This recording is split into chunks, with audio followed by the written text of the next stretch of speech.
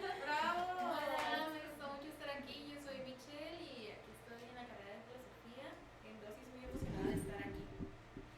Me emociona mucho y pues nada, aquí vamos a seguir ya al fin. Bueno, esperando que todo siga como antes y mejorando. Bueno, vamos a presentar a nuestra invitada especial. Ya saben que somos especialistas en traer invitadas de lujo. En esta ocasión nos acompaña la doctora Zenolina Gómez. Ella es profesora aquí en la Universidad Autónoma de Baja California Sur. Se ha interesado muchísimo por temas afines a filosofía política, ha sido responsable durante algunos semestres de la asignatura de marxismo, neomarxismo y Marx. Creo que lo dije al revés, pero bueno, son las tres palabras en diferente orden. Y aparte de ser una intelectual, ¿no?, de nuestra Academia de Filosofía, podemos preciarnos y jactarnos de que es una profesora con una vocación gigantesca y además pues un magnífico ser humano. Hola Zenolina, mucho gusto en que estés acá con nosotras. El gusto es mío, muchísimas gracias Arely, Jessie, Michelle.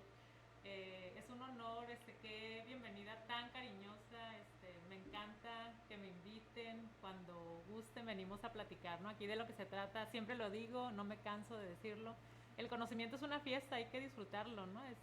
Hay que gozarnos. A propósito de que vamos a hablar del cuerpo, ¿verdad? Sí, el tema del día de hoy es el cuerpo. Sí, el cuerpo, la cuerpa, como a usted le guste que le digan. Luego a mí me van a escuchar cuando me refiero a la mía como la cuerpa, pero fuera de que le genere un poco de ansiedad el asunto de la gramática, pues en realidad es una apuesta ética y política, porque hablar de cuerpo, contrario al pensamiento popular que implica músculos, vísceras y pestes y sudores, diría Ana Maley, ¿no? Ya en una ocasión estuvo con nosotros acá. Saluditos a Ana Maley, donde quiera que estés. Ya no solamente implica eso, o más bien nunca ha implicado solamente esto, ¿no? Eso es producto de un discurso que tiene un espacio y un tiempo acotado, y como vamos a platicar ahorita con Zenolina, en realidad las nuevas discursivas se encargan de visibilizar este asunto ético y este asunto político del cuerpo y de la cuerpa, es decir, el reconocimiento de que esta materia en la cual encarno tiene también un papel fundamental respecto a la ética, es decir, a la manera en que yo me relaciono dignamente con las demás personas, asuntos que tienen que ver con valores y con formas de concretar valores, y también con la política, en tanto que esta disciplina filosófica que se encarga de que nosotras estudiemos cómo están establecidas las estructuras de poder y de organización colectiva en el ámbito de lo público. Sí, así es. Y por ejemplo, ahorita que Arely menciona estructuras de poder y cómo las hemos organizado, me hace pensar también, y recordando en el Congreso, a la oportunidad, grandísima oportunidad, satisfacción que tuvimos de asistir al Congreso, séptimo Congreso de Filosofía hace unos días. Se hablaba de esto, precisamente el tema de abordaje fue el cuerpo y cómo no solamente lo habitamos, sino somos cuerpo. Entonces, con esto que dice Arely de las estructuras de poder también, no seguir, digamos, ignorando esta parte, esta vitalidad, ¿no?, entre nosotros, con la que nos movemos, con las que interactuamos de manera corpórea, vaya, porque también se ha visto de manera como un poquito, no sé si decir sobajada o invisibilizada por lo que es la razón o la razón instrumentada. Entonces es también que dentro de esas mismas estructuras entender que es todo un conjunto, ¿no? Y de escuchar nuestros propios cuerpos o nuestros cuerpos. Sí, nuestras cuerpas. Sí, claro, y hubo muchos temas muy importantes. Hubo algunos en los que tuvimos diferentes mesas donde escogían cada uno un tema importante, y hubo muchos que fueron abiertos, que no solamente fueron de filósofos, sino también de sociólogos y otros investigadores, en donde trataban al cuerpo como algo propio, como algo más allá de lo que vemos y lo que sentimos o del concepto que tenemos, sino que lo veían como algo más personal y vieron una investigación dentro de cómo viven dentro de su propio cuerpo y se preguntan qué parte de ellos se vuelve también parte de los demás y de las cuerpos y cuerpos de los demás.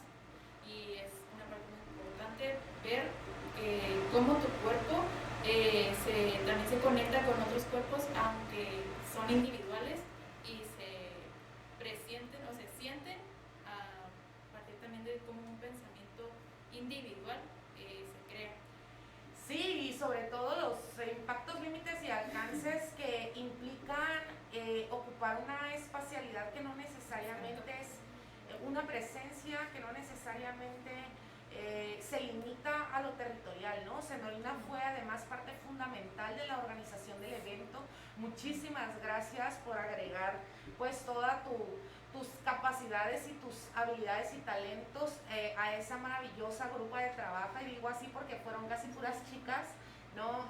Algunos colaboradores varones, pero casi todas fueron mujeres muy trabajadoras que estuvieron picando piedra, ¿no? Para que realmente surgiera un foro simultáneo que en esta ocasión, en esta edición, fue virtual debido a las condiciones, ¿no? De confinamiento, la logística que implica preparar un magno evento de este tipo, y esto trajo sus ventajas y sus desavenencias, ¿no? Pero yo creo que haciendo un balance, una de las grandes ventajas fue justo la oportunidad de que no fuera una limitante nuestra presencialidad corpórea material, sino que utilizando las plataformas virtuales se generaron mesas simultáneas de trabajo, tuvimos la oportunidad de escuchar y dialogar con autoridades académicas, ¿no? Pensadoras de la talla de la doctora Rosario Herrera Guido, que compartió con todas nosotras pues estas elucubraciones que en su caso son décadas, ¿no? De pensamiento intenso y extenso, y además de un pensamiento encarnado, ¿sabes? Porque Rosario siempre ha llamado con la palabra y arrastrado con el ejemplo.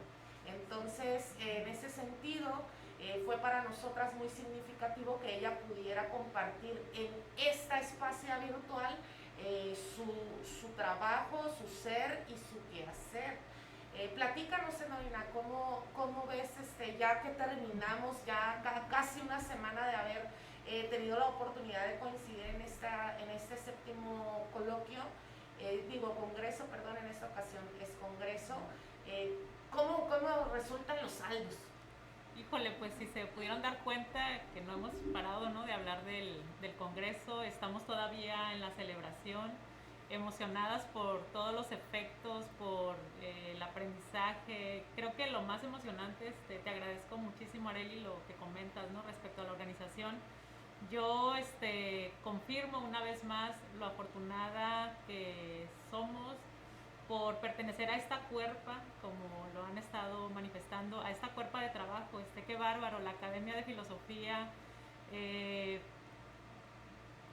heroica, solidaria, a través del trabajo, ahora sí que no solamente intelectual, sino corporal, de todos los miembros y miembros de la Academia de Filosofía. Este trabajo, así como muchos otros, ha podido salir adelante. Entonces, estamos muy emocionados todavía, orgullosos porque tuvimos la oportunidad de traer efectivamente a personalidades de la talla de la doctora Rosario Herrera, pero no solamente ella, ¿no? El doctor Arturo Rico, que es especialista en el tema del cuerpo desde hace décadas aquí en México, David Zumiager, que además es especialista en el trabajo de filosofía aplicada. Entonces, tener la oportunidad de que estas personas, y bueno, y además todos los ponentes, que también así impresionantes, que nuestros estudiantes, o sea, para mí fue la más grande satisfacción que nuestros estudiantes puedan recibir ese conocimiento de personas que llevan años trabajando un tema. Es un gran regalo, ¿no? Y me emociona porque sé que alguna vez fuimos estudiantes, nosotras, Arely, y nos veíamos, ¿no? Alguna vez seremos ponentes, daremos conferencias, y ha podido ser así gracias a la inspiración que nos generan estos eventos, además de que cohesionan a la comunidad filosófica, ¿no? Verdaderamente es un festín donde tenemos la oportunidad no solamente de aprender, sino de disfrutar estar cada vez más cerca, de fortalecernos, de consolidarnos como comunidad filosófica, cosa que me emociona muchísimo porque vivimos en una ciudad pequeña, donde la comunidad de filosofía es pequeña en relación a las demás carreras que hay en la universidad, y puedo afirmar que tenemos elementos valiosísimos, muy talentosos. Entonces vale todo el esfuerzo que se haga para seguir nutriendo a esta carrera, ¿no? A los estudiantes que beban de ese trabajo que han hecho todos estos investigadores. Claro, claro, esa palabra clave que dijiste, ¿no? Inspiración, ¿no? Como ese tomar aire, tomar estos vientos, ¿no? De fuera frescos. No quiere decir que porque todo pasado haya sido mejor ni lo que de fuera sea lo mejor, no, pero justo es como esta oportunidad de poder abrir las puertas del alma mater, ¿no? Abrir las puertas de la casa y entonces permitir que circulen estos aires nuevos, ¿no? Que como yo les comentaba en cada una de las mesas que tuve la oportunidad de moderar, les comentaba yo, los 15 minutos no bastarán nunca, pero muchísimas gracias por esforzarse en brindarnos una probadita, ¿no? Las magistrales sí duraban más de la hora o más de la hora, pero las ponencias estaban de 15 a 20 minutos, pero de ser tan generosas y tan generosos, de venir a mostrarnos su pasión estudiosa, ¿no? Porque son décadas de trabajo extenso, intenso, profundo, que compromete la existencia entera, pues no solamente el pensamiento, sino somos cuerpo. Y entonces estas personas vienen acá, nos comparten esto que tienen investigando y viviendo durante tanto tiempo, y además de cumplir esta función que nos comentas con nuestras estudiantas y con nuestro estudiantado, además decirlo, ¿no? O sea, para mí fue muy bello ese momento donde nuestras chicas y nuestros chicos lo comentaron, ¿no? Muchísimas gracias, porque esto me inspira, me motiva, me da es un faro, ¿no? En medio del mar de la incertidumbre, de una pandemia, de todo, que voy por el camino correcto, que esto es lo que quiero, ¿no? Entonces, pues a ver, ahí yo creo que a ustedes es a quienes les toca ahí cerquita del micrófono, ¿no? Pues a mí fue mi primer congreso desde que empecé la carrera, y la verdad fue como, no sé, sentí como un alivio, yo que soy una estudiante que apenas va a la mitad de la carrera, que ver tantas investigaciones que digo, wow, o sea, no necesita ser un gran tema, sino un gran pensamiento de mi parte para poder inspirar a los demás, porque hubo tantas cosas que dije yo, nunca pensé que eso pudiera ser tan interesante, aunque en mi vida hubiera pasado por mi cabeza, pero en la cabeza de alguien más fue como que una iluminación, se puede decir así, de que ellos lo habían pensado tanto que se veía demasiado fácil, y para mí fue como wow, no necesito basarme en tanto para poder crear algo lo suficientemente o lo extraordinariamente bueno en una investigación.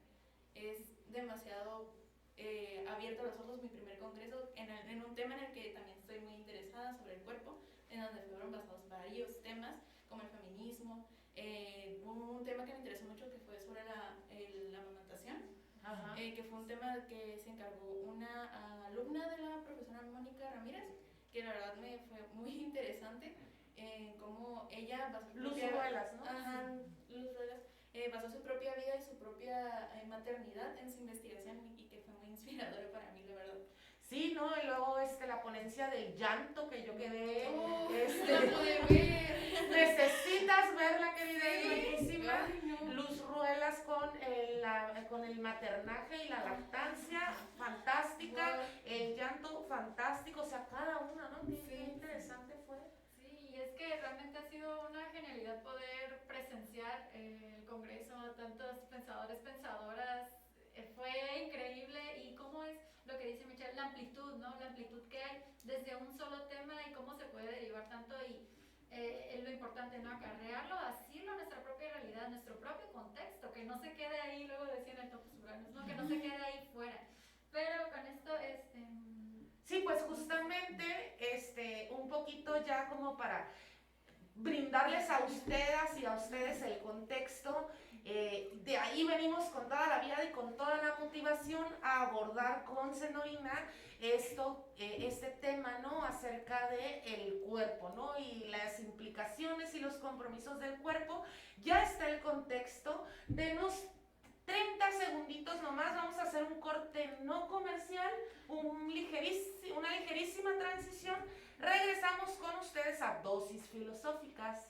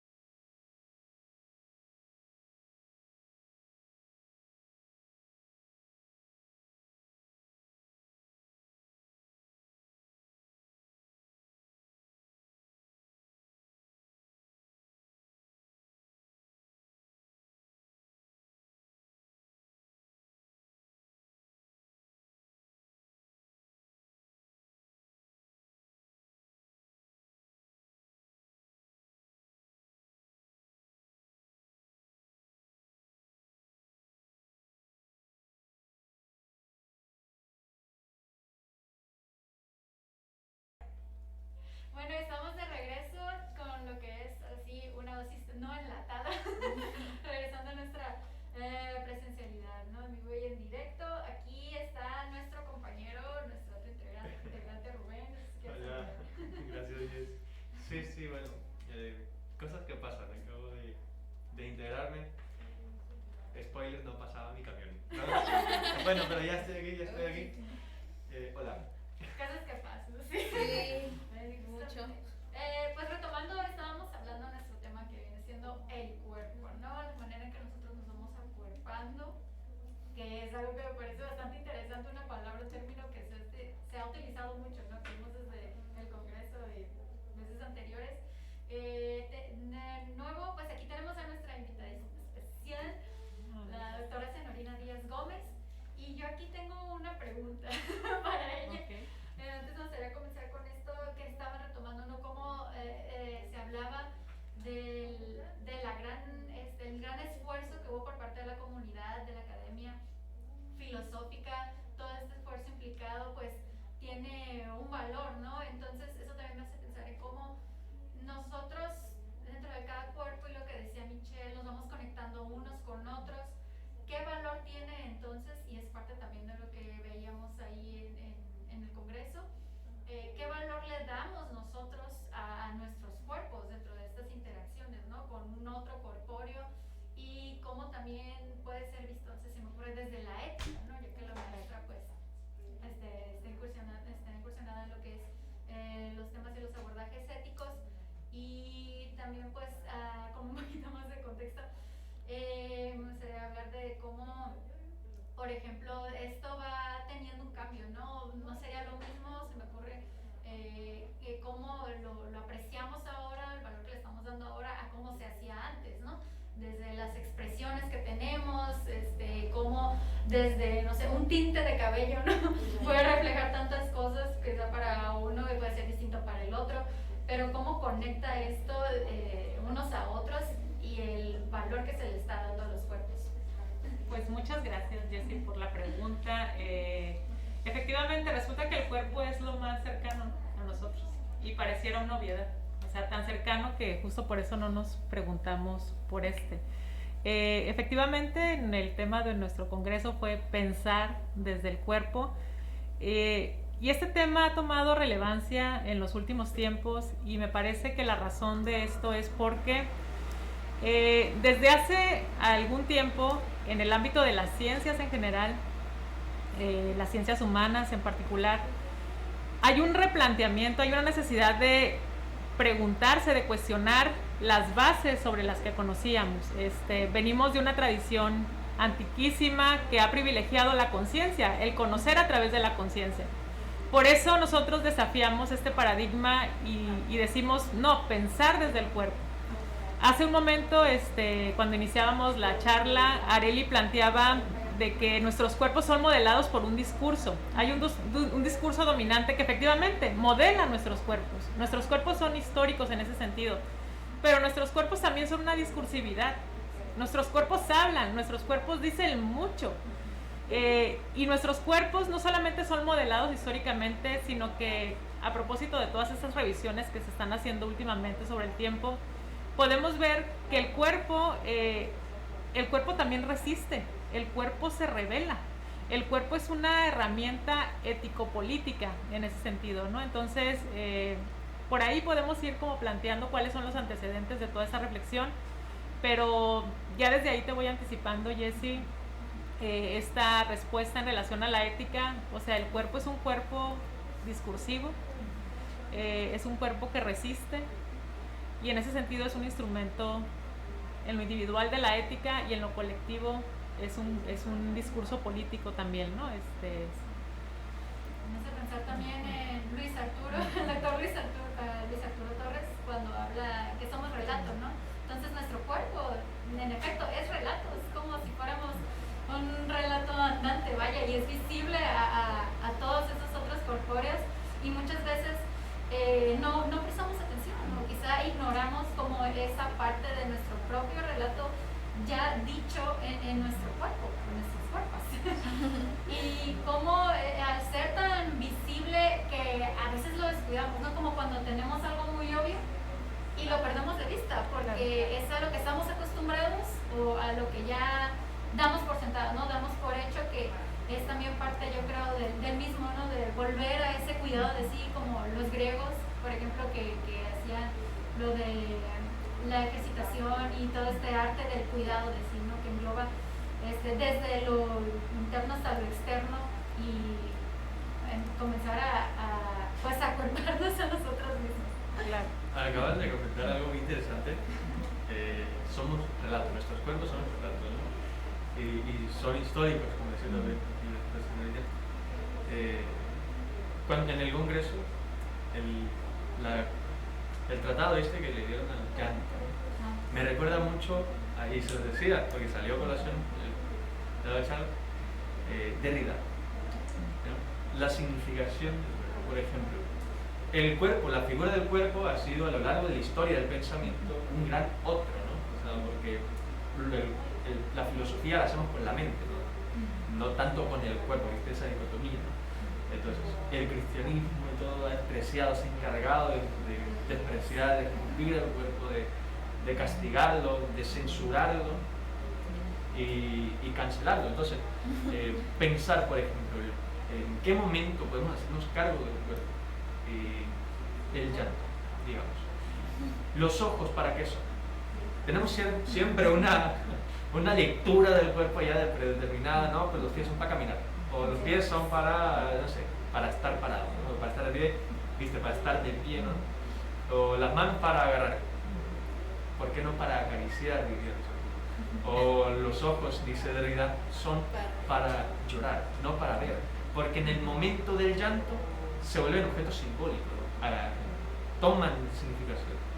Entonces, en el momento de las cejas, ¿para qué son las cejas? Pues para expresarme cuando digo sí, sorpresa, ¿no? Por ejemplo. Entonces, eso es lo interesante del cuerpo, pensarlo desde diferentes perspectivas, y cualquier otro tema de la filosofía, pensarlo de diferentes perspectivas. Pero el cuerpo, que es tan nuestro que ha dejado de ser. Lo personal es político. Así es. Sí, bueno, estos son algunos planteamientos que estás haciendo, René, de las abordajes que... Rubén. Siempre me confunden. Es que hay un estudiante también de la licenciatura que nos parecemos, no sé el nombre, pero sí, todo el tiempo, incluso yo a veces me digo René. Sí, bueno, creí que te había dicho Rubén, pero tal vez te dije René, perdón. Ya pasó. Bien, te decía que estos son algunos de los abordajes actuales y muchos más, ¿no? Sobre el cuerpo, que eso, que en principio nos dicen que el cuerpo no es una obviedad, que no es natural, que no somos naturaleza únicamente, sino que somos una construcción histórica, ¿no? A mí me gustaría, bueno, un poco para darles contexto a que nos escuchan y ven, ¿en qué momento inicia esta reflexión sobre el cuerpo? Estamos hablando que recientemente ha tomado gran fuerza esta reflexión, pero tampoco es tan nueva, ¿eh? O sea, esta reflexión podemos situarla desde el siglo XIX con Nietzsche, por ejemplo. Yo creo que Nietzsche es de los primeros filósofos que pone sobre la mesa esta reflexión. Y es que, bueno, en el siglo XIX sabemos, empieza a desarrollarse toda esta sociedad de masas. Nietzsche, muy preocupado por lo que está ocurriendo en su contexto, quiere saber cuál es el origen de la enfermedad de la cultura. Él observa una enfermedad en la cultura y en la búsqueda del origen encuentra algo bien interesante. Vivimos siglos de represión. O sea, nuestra cultura es una cultura que ha reprimido los instintos, de manera que llegamos a un estado de poca vitalidad, donde vivimos una cultura de masas que Nietzsche le atribuye a que se ha desarrollado un gran espíritu de domesticación. O sea, los seres humanos han sido domesticados porque han reprimido ese instinto, y ese instinto ha sido reprimido a partir de un discurso hegemónico, un discurso que ha dominado en nuestra cultura occidental. Prácticamente desde los griegos. Mencionaba hace un momento, este paradigma, este discurso es el que ha privilegiado la conciencia versus el cuerpo. O sea, es primero, o lo que vale más es esta conciencia, y por lo tanto todo lo que es corporal no solamente se reprime, ¿no? Casi nos avergüenza, de manera que bueno, en ese rastreo histórico, porque además todo este planteamiento en el siglo XIX, esta revisión del origen, de cómo conocemos, es precisamente porque empieza a surgir en ese momento una conciencia histórica. O sea, la conciencia histórica es la que nos hace conscientes de que no es natural las cosas de cómo las entendemos, de que todo tiene una historia. Entonces, en esa recuperación, en ese trabajo de recuerdo que hace Nietzsche, pues se encuentra que la filosofía, que el conocimiento filosófico tiene orígenes históricos, y que además el conocimiento, esto que creemos que es una facultad natural y que además es muy venerada, Nietzsche nos va a decir, es que el conocimiento es producto del instinto de conservación. O sea, el conocimiento es producto del instinto, del deseo, de la necesidad de vivir. En ese sentido, bueno, desafía todo este paradigma aristotélico que plantea que nos acercamos al conocimiento de manera pura y desinteresada. Nietzsche, no nos acercamos al conocimiento de manera pura y desinteresada, nos acercamos de manera muy interesada al conocimiento. Y en ese sentido, las grandes ideas, va a plantear Nietzsche, son producto de nuestros más grandes deseos, de nuestros más grandes anhelos. Nuevamente el instinto y nuevamente el cuerpo ahí haciéndose presente. Por eso planteará cosas Nietzsche como el espíritu es una creación del cuerpo, no al revés. El cuerpo es una gran razón. Y bueno, la filosofía es pasión pura, ¿no? O sea, cosas como esas empezará a decir Nietzsche, todo a partir de empezar a pensar a partir del cuerpo y no ya de la racionalidad, ¿no? Diríamos entonces que él lo que hace es invertir este paradigma. Finalmente, las últimas reflexiones en este trabajo de genealogía de la moral, donde además da cuenta de que este sujeto que tanto veneramos, el sujeto racional, el sujeto soberano, es un sujeto que ha sido domesticado desde el cuerpo, que ha aprendido a través de esta domesticación del cuerpo.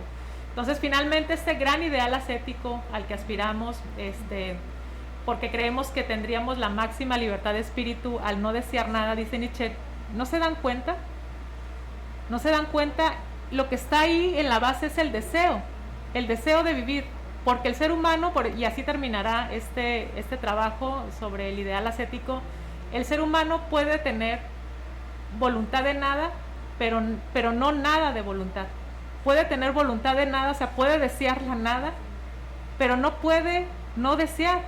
Entonces finalmente lo que siempre vence es el cuerpo, lo que siempre vence son nuestros deseos de vida, lo que Nietzsche va a llamar voluntad de poder, ¿no? Entonces de esa manera me parece que Nietzsche, dentro de esta reflexión, es el primero que va a poner sobre la mesa no solamente el tema, sino los grandes planteamientos, las grandes argumentaciones donde ya no va a ser la conciencia sino el cuerpo, donde el cuerpo va a ser la guía, ¿no? de nuestras reflexiones. Y de pronto me viene a la cabeza Epicuro, ¿no? Que con esto de evita el dolor y siempre busca el placer, ¿no? O sea, de nuevo el cuerpo puesto el placer, ¿no? Y ahora de todos lados está canceladísimo también el placer y bueno, desde siempre de muchos lados ha estado muy cancelado. Sí, y justo va con esto, ¿no? Todo cómo se está hilando. Esto de los deseos direccionado, por ejemplo, al placer y cómo a veces llega a los excesos, ¿no? También y luego porque aristotélica, justo medio, en cuanto a los excesos, llegan a volverse banales, ¿no? Por ejemplo, también. Y me hace pensar también en esta parte del erotismo. Y como hablaba la doctora Rosario Guido, Rosario Herrera Guido, de cuando el erotismo llega, no sé, se llega a confundir por esta parte banalizada en donde los cuerpos ya dejan de ser como de olvidar esa parte como vulnerable o esa parte genuina a pasar a ser como un mero acto de algo que se añade, no como lo que vimos, como estábamos viendo por ejemplo en la estética, las bellezas libres, las bellezas adherentes, y por ejemplo esta belleza adherente sería como añadirle a los cuerpos, ¿no? En términos de algo que no es en sí mismo, sino que se le está poniendo, no sé, economizando, por ejemplo, en algo más, ¿no? Objetivándolo o a veces incluso cosificándolo, ¿no? La cosificación de los cuerpos, y que esto lleva también pues a las cancelaciones o las censuras.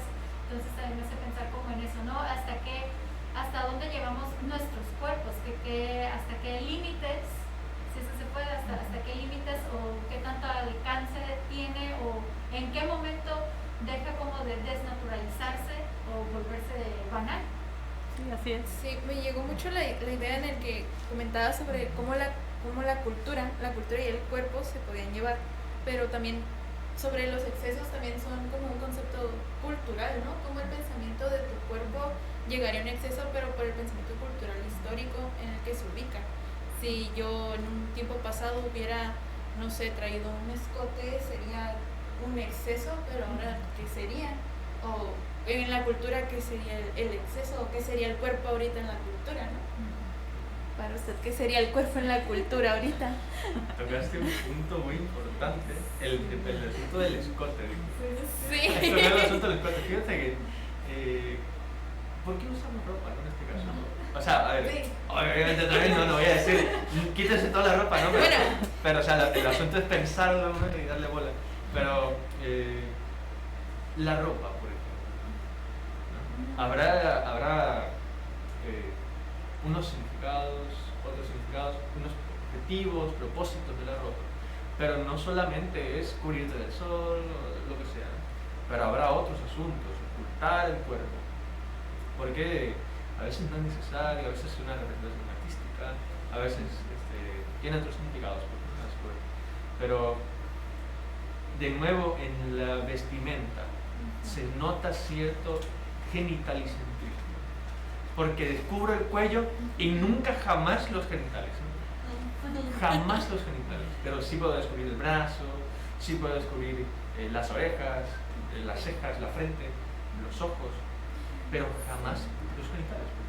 Eso es otro asunto, ¿no? Donde nos ubicamos, porque pues en otra ubicación podría ser de que mis tobillos, claro. Me ha tocado mucho que personas mayores piensan que los tobillos es una parte muy sensual porque en su tiempo no se cosificaba esa parte y era la única parte que podían ver y aproximar su imaginación y su erotismo hacia otra persona.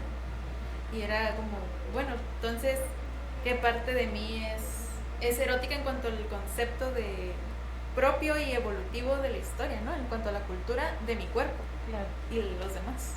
Sí, no, es fascinante, ¿no? Es fascinante en general este trabajo de la reflexión, o sea, cuando nos damos cuenta que no hay naturaleza, sino que somos construcciones históricas y que aquello que nos parece más natural, o sea, podríamos afirmar, pero es que esto es naturaleza, o sea, Sí, nuestro cuerpo, sí. o sea, claro que no, lo acabamos de constatar con los ejemplos que ustedes mismos están dando, nuestros cuerpos son modelados históricamente y también resisten, o sea, y también no solamente son son modelados por un discurso, sino que se convierten en un discurso de resistencia también, ¿no? Entonces pueden desafiar también paradigmas, los cánones, y en ese sentido aquí lo interesante es esa lucha que bueno, que ya Nietzsche mismo también pone sobre la mesa, o sea, el conocimiento no es puro y desinteresado, el conocimiento es fruto de nuestro deseo de poder, de nuestra necesidad de afirmar la vida, y en ese sentido hay discursos que se imponen sobre otros discursos,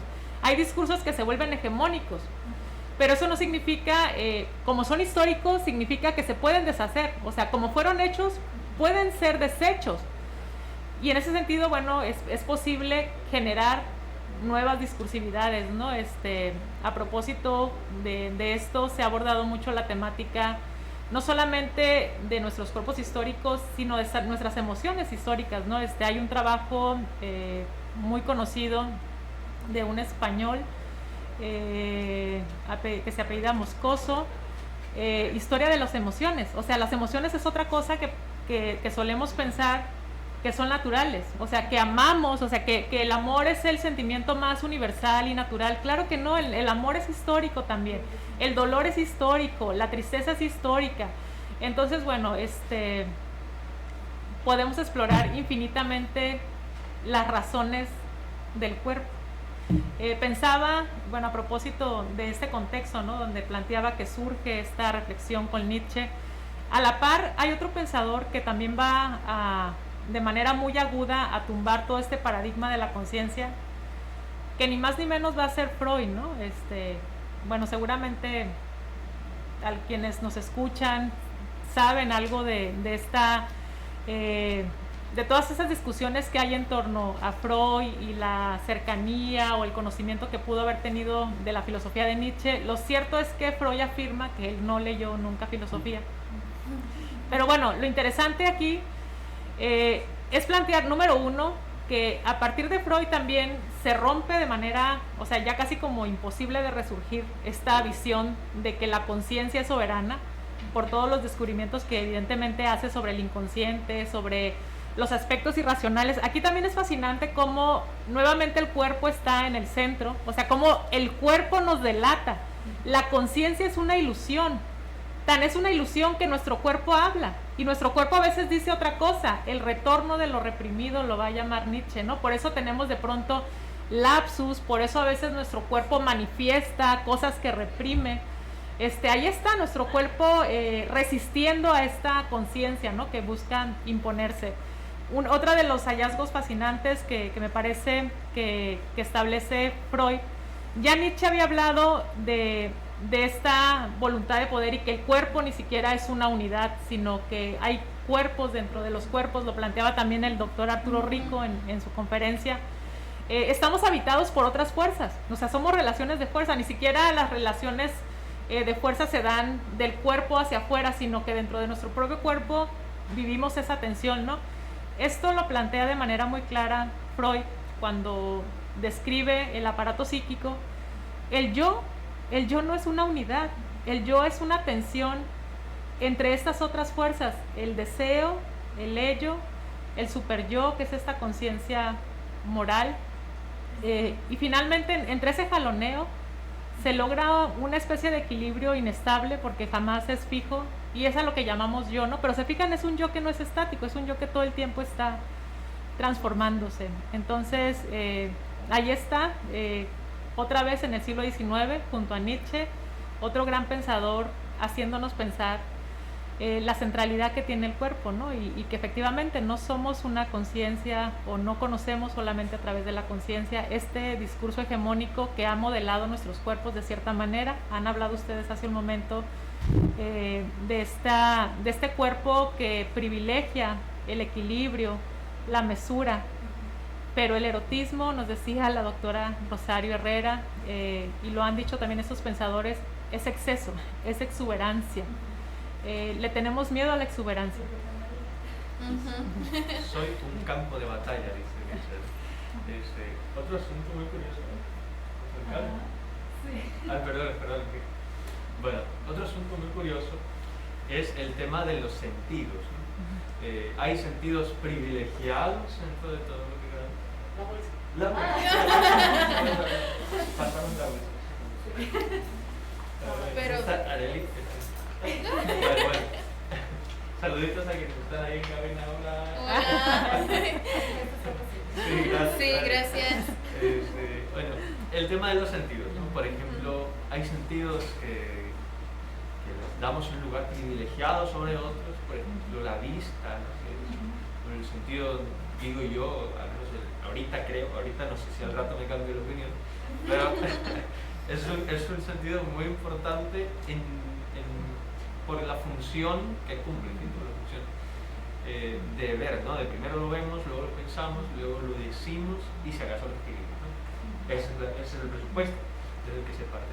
Pero ¿por qué no el tacto, por ejemplo? Porque ver solamente vemos con los ojos, pero tocamos con todo el cuerpo. Otros sentidos como el gusto, el olfato, el oído, ¿qué pasa? No están. Nos olvidamos de lo demás por privilegiar siempre lo más cercano a la cabeza. Sí, el doctor Rico, ¿verdad? Nos planteaba que justo nuestra cultura ha privilegiado la vista porque tiene una función de conquista, o es lo que ha posibilitado las conquistas, ¿no? O sea, primero lo que ves te permite como aprenderlo. Y efectivamente, o sea, cuando lo planteas así, ¿por qué no los otros sentidos, ¿no? Pero a propósito de esta función ético-política que tienen también nuestros cuerpos, y que en ese sentido el arte, por ejemplo, ¿no? El arte como un gran instrumento político donde el cuerpo justamente se convierte en un instrumento de resistencia y entonces de pronto puede que ya no sea la vista, sino cualquier otro de los sentidos, ¿no? Cobra mayor relevancia. Sí, también por ejemplo, como decía Rubén, siempre lo más próximo, ¿no? Que tenemos a la cabeza de nuevo está la conciencia, ¿no? Y esta parte racional. ¿Por qué no también olvidamos la parte desde donde nos sostenemos? Donde nuestro propio cuerpo nos está sosteniendo, pues son los pies. ¿Qué pasa? Porque siempre estamos con estas miras de los pies son, ok, sí, para caminar, para sostener, vaya, sí, ok, lo hacemos, son cosas obvias, pero ¿por qué también olvidamos la parte en donde son para bailar? Sí, yo no puedo creer en un Dios que no pueda bailar, porque no tiene cuerpo, porque no... Sí, en ese sentido ahí plantea cosas interesantes Nietzsche respecto a las ventajas que tendría pensar desde el cuerpo o cuando asumimos que el cuerpo es una gran razón, porque precisamente nos permite reconocer que ese deseo que tanto nos avergüenza, ese instinto que reprimimos o que este paradigma, ¿no? Nos ha orillado a reprimir, es precisamente lo que nos invita a conocer, lo que nos invita a embellecer la vida, a enriquecerla. Sin ese deseo no sería posible, ¿no? Entonces, lo que hace la vida gozosa, pero se fijan nuevamente, ¿no? Está como ese temor de los instintos, esa necesidad de represión. Por eso efectivamente hay que confiar en un Dios que sepa bailar o que quiera bailar. Sí. Es como una pequeña anécdota que te voy a decir de manera breve. Hace poco fue una presentación ahí en el Museo Cultural de aquí y pues fue una presentación de guitarra. Estaban tocando las guitarras, era música de flamenco y yo sentía como dentro de mí sentía ganas de bailar, o sea, yo sentía la música, ¿no? Cuando sientes que estaba fluyendo, pero veía a todos los otros demás cuerpos, a todas las demás personas estáticas en su solo lugar, en su posición. Y yo decía, bueno, es que si yo me pongo a bailar voy a parecer una loca. Y de nuevo, por eso a veces dije, voy a romper, ¿no? Con esta parte y es como de nuevo, soltar esas represiones, y seguir haciendo cuerpo libre. Sí, porque también yo tuve el pensamiento de que en cuanto al erotismo es algo que desde un principio era como, aparte de que no es uno de los sentidos principales, es algo que además de las demás cosas que sientes como felicidad, ira, es algo que también es privado, no nada más de en los dos géneros que se tienen ahorita, ¿no?